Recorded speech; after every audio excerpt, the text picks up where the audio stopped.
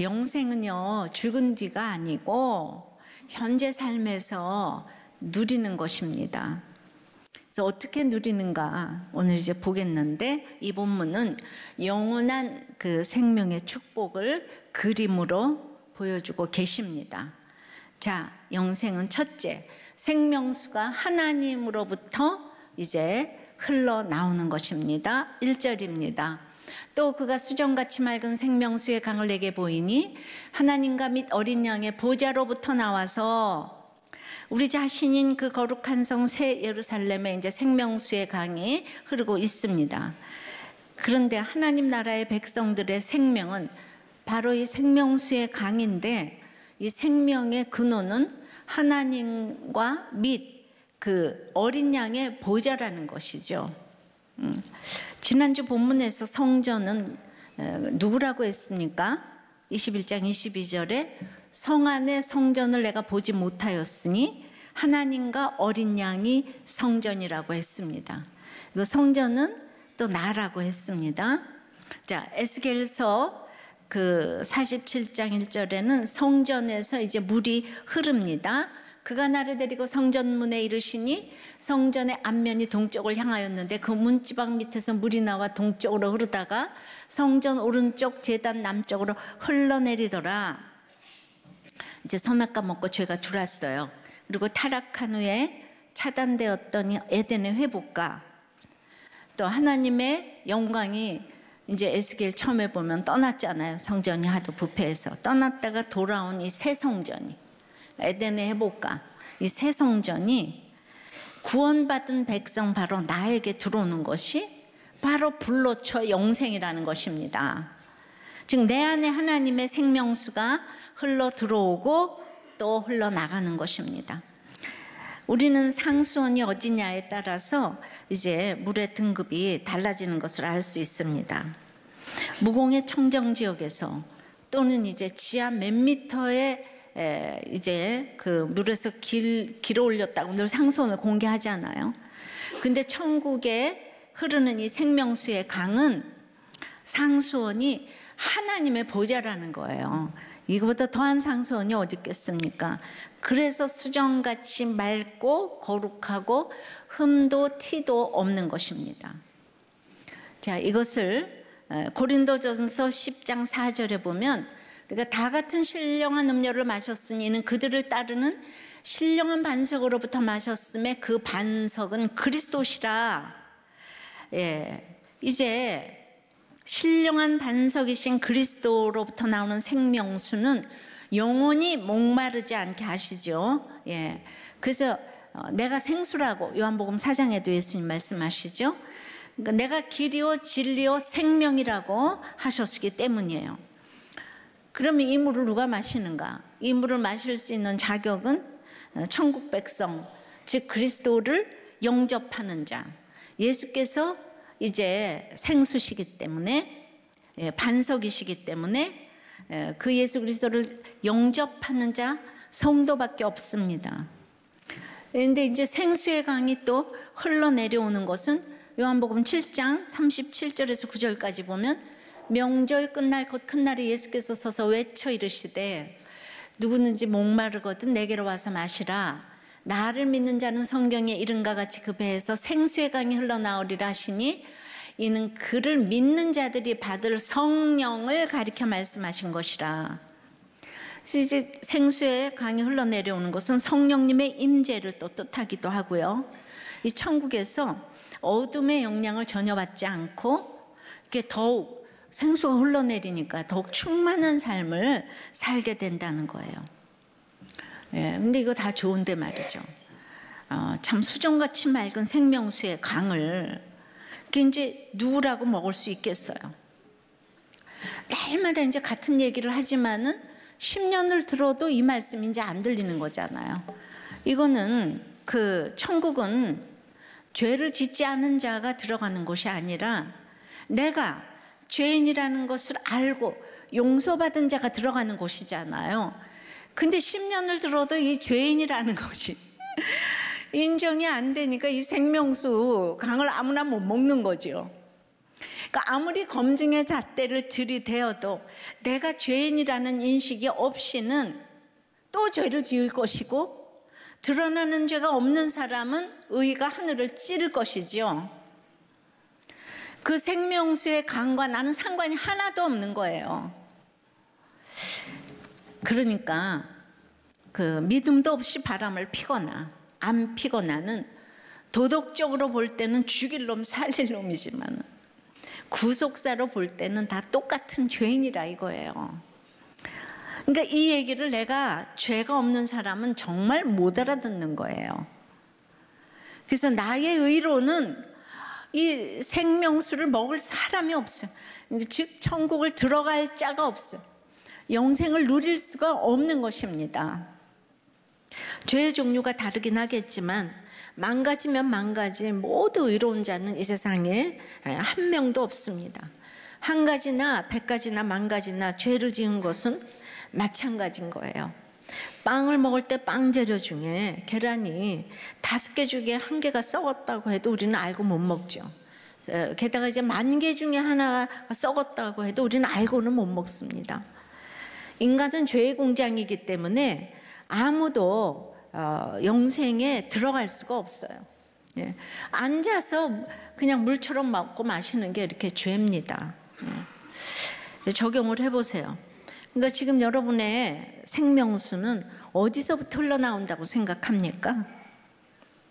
주님의 보좌입니까? 자식입니까? 돈입니까? 배우자입니까? 건강입니까? 자, 두 번째, 그런데 이 영생은요 누구나 알게 되어 있어요.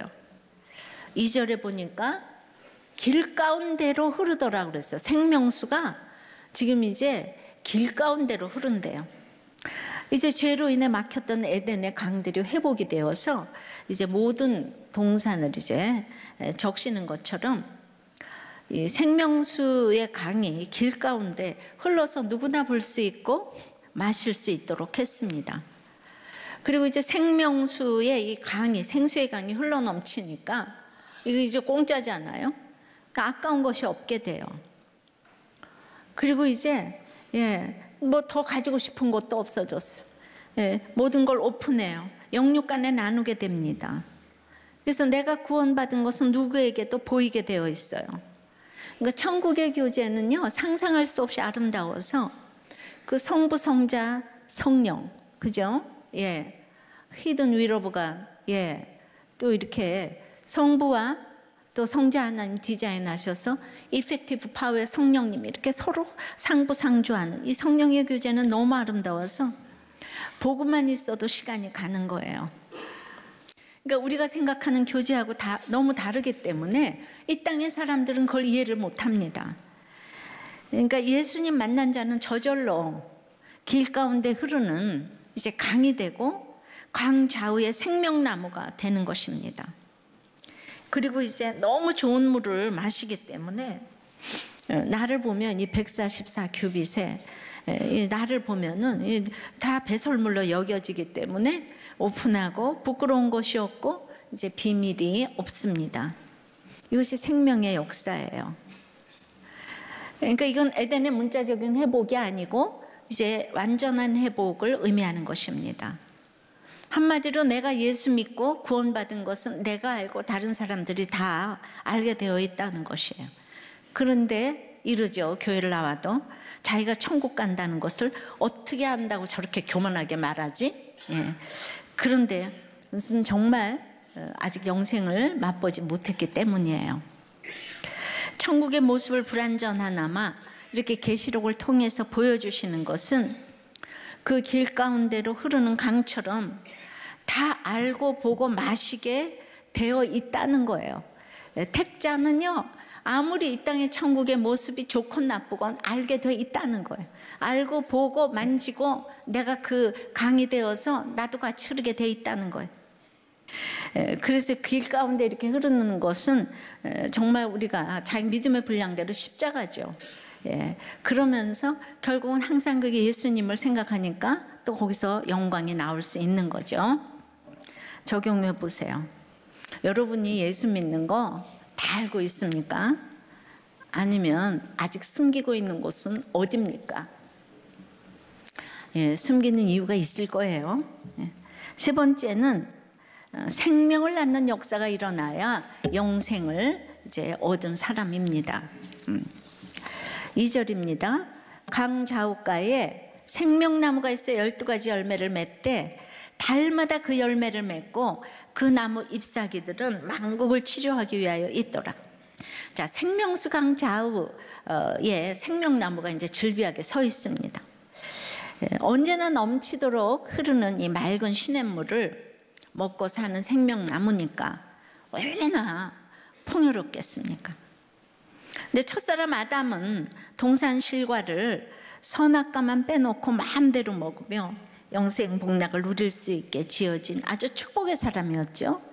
그런데 아담이 선악과 따먹고 이제 범죄한 이후에 이 본문의 생명나무 그 열매는 아무도 이제 따먹지 못하도록 금지가 되었어요. 생명나무의 역할은 무엇입니까? 인간이 범죄한 후에 이제 그 생명나무로 나가는 길이 막혔는데요. 그래서 죽음과 악과 음란이 이 세상에 들어오게 되었습니다.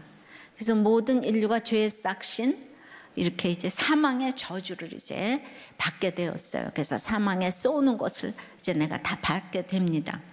그러나 사랑의 하나님은 길을 열어 주셨어요. 하나님의 사랑은 인생의 문제를 단번에 영원히 해결해 주셨어요. 그것은 생명의 원천이며 생명수이자 생명의 떡이신 예수님을 우리에게 보내주신 것입니다. 그래서 인생의 이 문제 해결을 위해 오셔서 십자가 대속의 죽음을 당하시고 부활 승천하셨어요.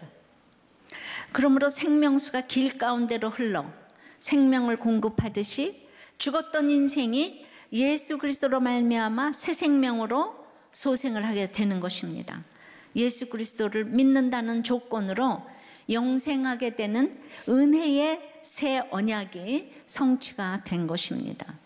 그래서 계시록 2장 7절에는 이기는 그에게는 내가 하나님의 낙원에 있는 생명나무의 열매를 주어 먹게 하리라 라고 했습니다. 근데 신천지는 이 신천지의 교주가 자신이 생명나무가 되어서 사람들을 영생케 하는 이 물을 주고 또 이제 그 열매는 신천지의 교훈이라고 해요. 이거 너무 아니잖아요, 그죠? 근데 왜 신천지 사람들이 이 얘기를 못 알아듣냐 하면 이 고난이 없어가지고 이 성경 공부해서 잘 살아보려고 하니까 이게 전혀 안 들리는 거예요. 여기 이렇게 오래 와서 앉아 계신데도 안 들리니까 저 이렇게 신천지 카밍아웃을 아직 안 하잖아요. 동성애도 하는데. 그러니까 동성애보다 더한 게 이단에 속한 자는 한두 번 온 게 아니라 멀리 하라 그러잖아요. 이 욕심이 충천해서 이단은 다 욕심 때문에 가는 거예요. 예, 진짜 하나님이 택한 자는 절대로 갈 수가 없는 거예요. 오늘도 돌아오시기를 축원합니다. 이 자리에 앉으신 신천지 여러분. 자, 이 땅에서는 나무가 한 가지 종류 열매밖에 맺지 못해요. 근데 생명나무는 12가지 열매를 달마다 맺는다는 거예요. 예. 한 나무에 12가지 열매가 맺힌다는 것은 이 가지에서 복숭아, 저 가지에서 포도, 사과, 망고, 뭐 파인애플, 그냥 10대, 한 대, 뭐 다 과일이 한꺼번에 다 완전 수저 12 과일이. 그런데 그것도 또 달마다 맺힌다는 거예요. 우리가 시편 1편에 시냇가에 심은 나무는 때를 따라 열매를 맺는다고 했어요. 이른 비 늦은 비 뜨악볕 동수에 앙상한 겨울을 지나야 열매 맺는 가을이 온다고. 그러니까 그런데 이 생명나무는 때를 따라가 아니고 홍수와 가뭄이 상관이 없는 거예요. 그냥 달마다 열매를 맺는다고 했습니다. 우리를 위해서 그렇게 다양한 열매를 만들어 놓으신 것이에요. 그래서 매달 신선한 과실을 얼마든지 맛볼 수 있습니다. 물론 이것은 천국의 부요함의 상징입니다. 그래서 이제 생명수가 새 예루살렘 성의 거리 한가운데를 흘러서 만국을 소송시키는 이 생명나무의 생명수를 지금 공급한다고 했는데 먹음으로 항상 영생을 하게 됩니다.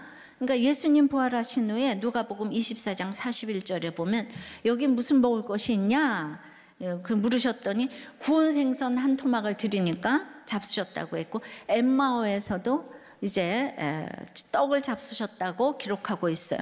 또 계시록 2장 17절에 보면 이기는 그에게는 내가 감추었던 만나를 주고 라고 했습니다.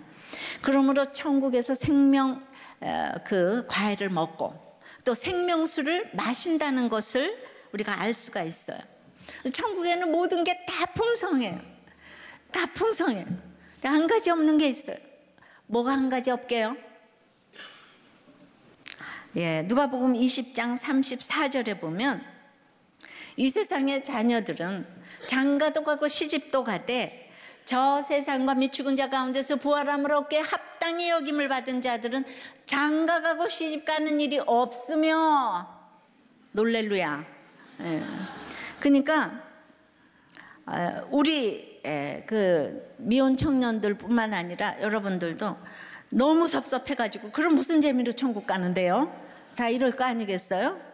그러나 결혼해서 이제 육체적 관계를 맺고 내 남편, 내 아내, 내 자식이라는 관계를 가지는 것도 사실은 전부 육신에서 나오는 것들이에요. 그러니까 지금은 이해가 안 될 수 있지만 이걸 후에는 알 거예요. 그러니까 이제 이렇게 지금 내 식구 너무 좋아서 난리인데 천국에는 내 자녀, 내 부인, 남편으로 안 만난다는 거예요. 천국에는 구원받은 자들만 간다는 거예요. 근데 지금 여기 그렇게 좋아하는데 같이 천국에 못 가는 거예요. 근데 어떻게 안타깝지 않을 수가 있어요. 지금 여러분들의 사랑이 얼마나 얄팍한지 아시겠지요? 구원 때문에 애통하고 눈물 흘리는 것에 대해서 사람들은 조롱을 하잖아요. 그죠? 근데 이 짧은 인생길에 아무리 살면 뭐 하겠어요? 진시황이 나라를 다 주어도 얻고자 하는 불로초를 못 얻잖아요. 그런데 이걸 모르니까 그렇게 지금 구원 때문에 안타까워하는 식구들을 조롱하는 거예요. 지금 이해가 안 돼요. 그러니까 자식을 객관적으로 내려놓는 것이 이게 지경이 넓어지는 비결이에요. 누구도 못 내려놓으니까. 그래서 객관적으로 내려놓는 것만큼 정말 주의 백성들을 주께 인도하는 그 지경이 넓어지는 거예요. 그러니까 내 식구 사랑하는 게 물론 이제 그 사랑도 해야 되겠지만은 그 구원의 시각으로 사랑을 해야 된다는 거죠. 그러니까 청년들에게는 결혼이 최고의 행복으로 보일지 모르지만 그렇지 않습니다. 어느 사람은 결혼이 일생 불행의 올무가 되기도 합니다. 결혼이 주는 기쁨만큼 고통도 이제 더 크다는 것을 알아야 합니다. 왜냐하면 인간들 속에는 원죄의 쓴뿌리가 있어서 아무리 부모 형제 또 형제 자매 간 사이에도 이 시기가 있어요. 질투가 있어요. 근데 천국에서는 이 경쟁 시기, 원망이, 미움이 전혀 없다는 거예요. 근데 이 땅에서는 그냥 이 부부간에도 그 미움을 다 이혼으로 풀어내잖아요. 그렇게 해결을 한다고 그래요. 어제 인터넷에 남편은 교사인데 돈을 안 준대요. 그래서 아내에게 너무 돈을 안 줘서 이 사람이 파트 잡으러 나가가지고 80만 원을 버는데 남편이 이제 그것으로 살라고 했대요.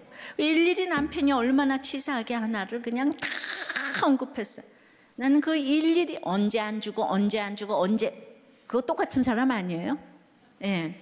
그런데 그래서 이제 이혼할까라고 이제 일반 인터넷에 이렇게 올리니까 그냥 그 인간이랑 살지 말라고 악플을 100개도 더 달았더라고요.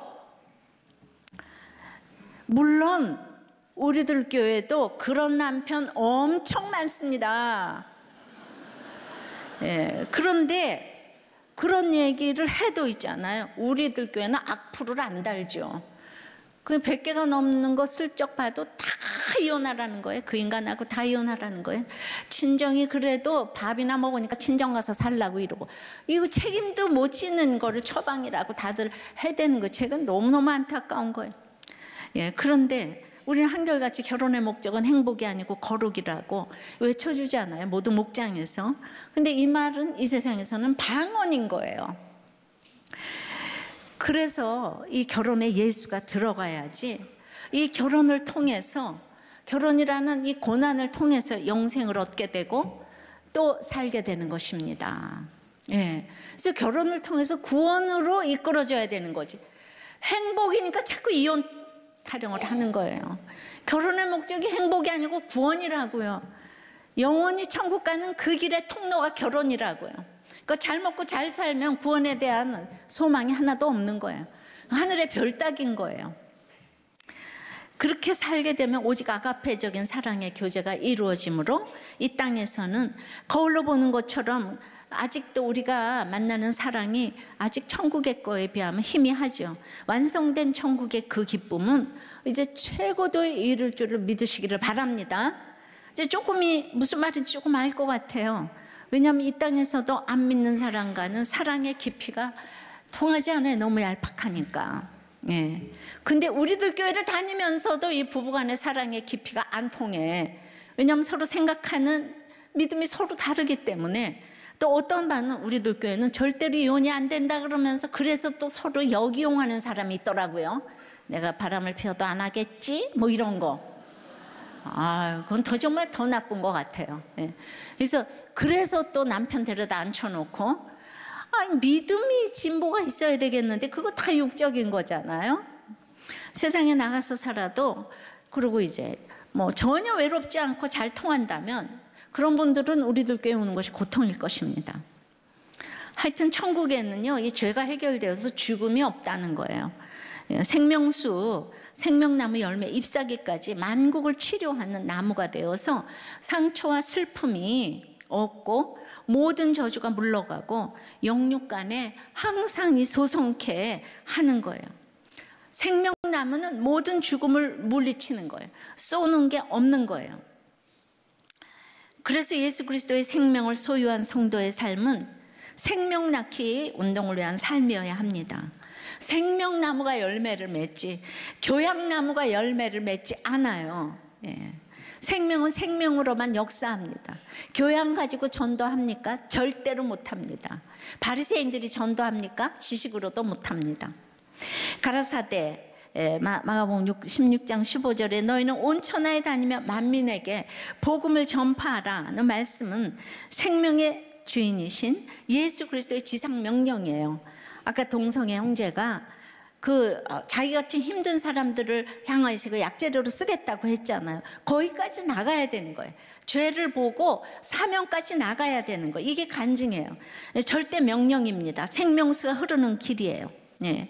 그래서 생명나무 실과가 이제 만국을 소성케 하면서 아주 실과가 가득한 생명의 숲이 되는 거예요.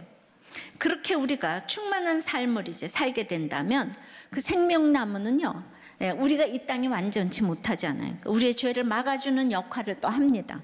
생명수를 먹은 생명나무가. 그래서 어둠을 막아내고 생명을 방해하는 것들을 막아주는 역할을 합니다.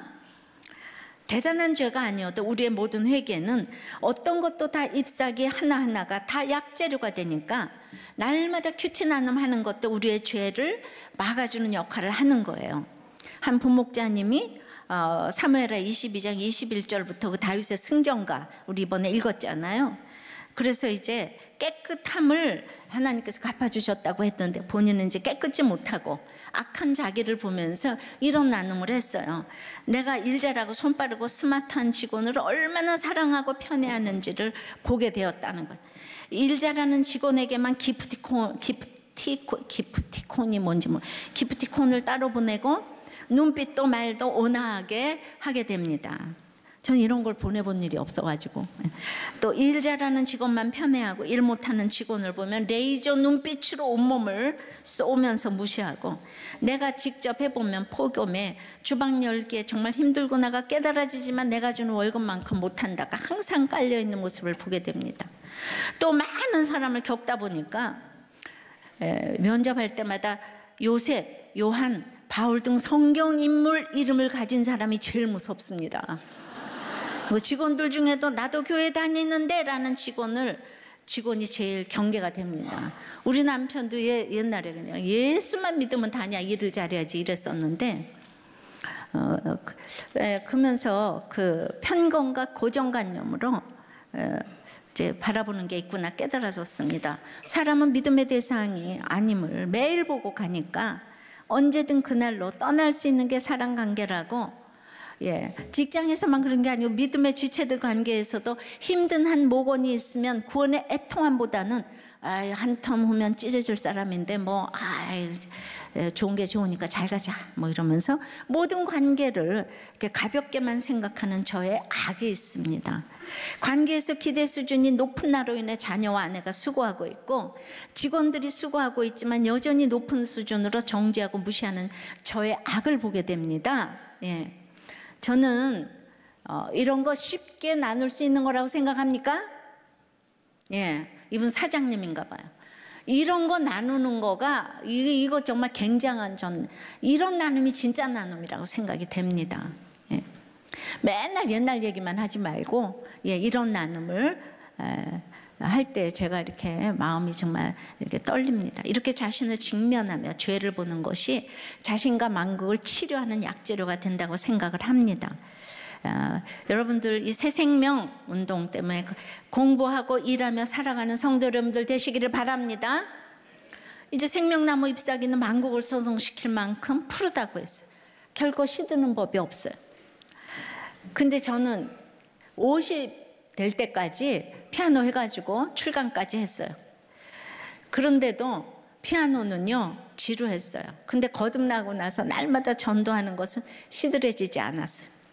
똑같은 간증을 30년을 하는데 내가 매너리즘에 빠진 적이 없습니다. 항상 가장 은혜를 받는 사람이 저인 거예요. 여러분 어떤 사람이 이렇게 미치지 않고 같은 얘기를 줄창할 수가 있겠습니까? 미치지 않았습니까? 그러니까 성령의 생수로 생명나무가 되어서 생명을 전하니까 이 사람은 오늘 살아나야 되니까 거기 지루함이 없는 거예요. 근데 생명이 임하지 않는 사람은 저보고 맨날 같은 소리 한다 그러죠. 심지어 부목사님들 가운데도 그 간증은 언제까지 하실 예정이세요? 이렇게 물어보는 분도 계세요. 그러니까 적용해 보세요. 여러분은 새 생명 낳는 일을 생명나무가 되어 전합니까? 교양의 나무로 전합니까? 그의 차이는 죄를 보냐 안 보냐의 차이입니다. 여러분은 지금 인생이 지루합니까? 믿음이 있어도 시들합니까? 아니면 푸릅니까? 이렇게 한번 나눠보세요. 자, 네 번째는 이제 그러면 세 가지 상이 있대요. 여기서 상은 생명나무의 믿음과 행위를 통해서 세상을 이긴 성도들에게 주어진 이 상급을 의미해요. 3절 4절입니다.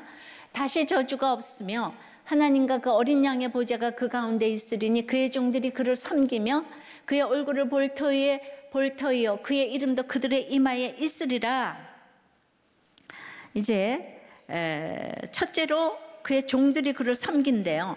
우리가 청와대에서 대통령만 모셔도 엄청난 특권인데 만왕의 왕이신 하나님을 내가 가까이서 모신다는 것은 이거 얼마나 특권입니까? 여러분들 거기에서 어떻게 생색을 낼 수가 있겠어요? 그러니까 이 천국에서는 공평과 정의가 하수가 치르기 때문에 종 노릇을 해도 왕이고 왕 노릇을 해도 군림하지 않는 종처럼 할 수 있는 거예요. 종이고 왕이고 왕이고 종인 것이에요. 근데 스스로 자발적으로 섬기니까 얼마나 기쁜 일인지 아십니까? 이 세상 가치관으로는 이해가 안 되는 일입니다. 자, 이 땅에서는 아직 부분적으로 천국을 보기에 모든 것이 그렇게 기쁜 것만은 이제 아니죠, 그죠? 제가 설교하는 건 기쁨이지만은 준비하는 것은 십자가 짐인 거예요. 그런데 이렇게 내가 기쁨으로 이렇게 섬긴다고 그랬어.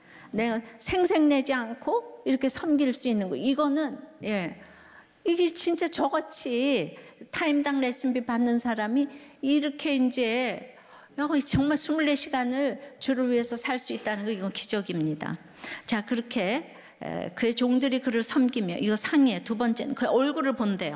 마태복음 5장 8절에 마음이 청결한 자는 복이 있나니 저희가 하나님을 볼 것이며 우리는 죄 때문에 하나님의 거룩하신 얼굴을 감히 볼 수가 없습니다. 그런데 죄인이 하나님의 그 거룩하신 얼굴을 보면 죽는다고 했거든요. 그렇죠. 그러니까 처음부터 이 죄를 다 봤으면 제가 죽었을 거 아니에요? 조금씩 보여주셨으니까 살아있어요. 그러나 그 나라에서는 하나님의 얼굴을 뵙는 걸 두려워할 필요가 없죠, 그죠? 근데 오늘 어떻게 하면 본다 그랬냐면 청결하면 하나님을 본대요. 그러니까 청결하면 이렇게 말씀을 깨닫는 것이 바로 하나님을 보여주시는 것 같아요. 청결하면은 하나님의 말씀을 깨닫고 나한테 속삭이듯이 얘기해줘서 깨닫게 해주시는데, 그런데 이제 참 100% 청결하지 못하는 게 또 우리네 인생인 거죠. 볼 수 있는 길은 이렇게 있어요. 또 세 번째 상은 그의 이름도 저희 이마에 있으리라. 하나님의 이름을 가지게 되는 것입니다. 그 마지막 때는 하나님을 대적하는 짐승의 이름이 이제 이마에 딱 짐승의 표가 찍힌다고 했는데, 우리에게는 여호와 하나님의 거룩하신 성호가 딱 찍힌다는 거예요. 무슨 뜻입니까? 너는 내 것이다. 내가 너를 보호해 주겠다. 내가 너를 책임져 주겠다. 이러한 뜻이죠. 이와 같이 세 가지 상이 있습니다. 무엇입니까? 첫째, 하나님을 섬깁니다. 하나님의 얼굴을 직접 볼 수 있습니다. 또 세 번째, 하나님의 이름을 가지게 됩니다. 자, 여러분은 어떤 상을 받으셨어요? 영생을 가진 사람의 이 상이에요. 그러면은 이 영생을 누리는 자의 삶이 이게 상을 잘 받아야 되잖아요. 그 상을 잘 받고 있는 자의 삶은 5절에 이런 좋은 환경을 주세요. 다시 밤이 없겠고 등불과 햇빛이 쓸데없으니 이는 주 하나님이 그들에게 빛이심이라. 그들이 세세토록 왕노릇하리로다. 아멘. 이런 엄청난 왕노릇하고 그냥 좋은 환경이 다 우리 거래요. 다시 밤이 없대요. 다시. 그러니까 그곳에서의 삶 자체가 쉼이요 안식이요 평안인 거예요. 그래서 잠잘 필요가 없어요. 밤이 필요 없으니까요. 근데도 이 세상에서 잠만 자는 사람은요, 육신의 잠을 아무리 자도 늘 피곤하다고 하지요. 모든 것이 다 노동이니까 다 피곤해요. 직장도 피곤하고 결혼도 피곤하고 육아도 피곤하고, 물론 육신적으로 피곤할 때가 있죠. 근데 거듭난 사람은 잠을 안 자도 피곤하다 소리를 안 합니다.